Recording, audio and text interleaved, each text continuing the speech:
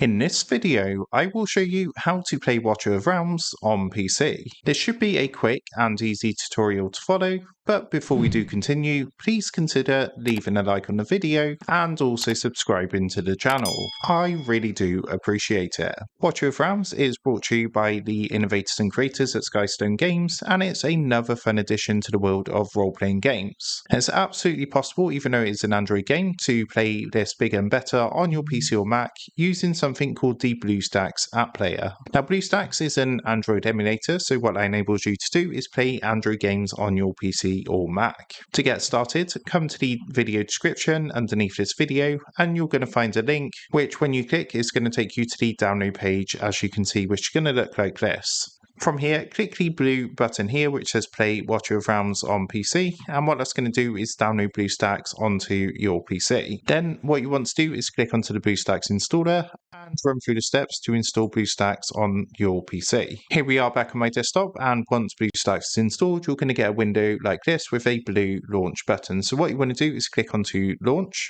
and that's going to go ahead and open up BlueStacks, and as long as you did click the link in the video description, it's going to actually take you directly to the download page for Watcher of Realms. At this point, what you need to do is click Install from Google Play, and that's going to take you to an install page where you can go ahead, download and install Watcher of Realms. Now when it's installed, the install button is going to say play. Unfortunately, because I'm in the UK, I can't show the actual gameplay of this, but basically once you've installed it and clicked onto play, you'll be able to go ahead and start playing Watcher of Realms on PC. So that is how to play Watcher of Realms on PC. With that being said, I hope this quick tutorial did help you out today, and if this did help you out, I would really appreciate it if you was to consider dropping down below the video, leaving a like and also subscribing to the channel. With that being said, I just want to take a minute to thank you guys for watching this quick tutorial, and I will see you in the next video.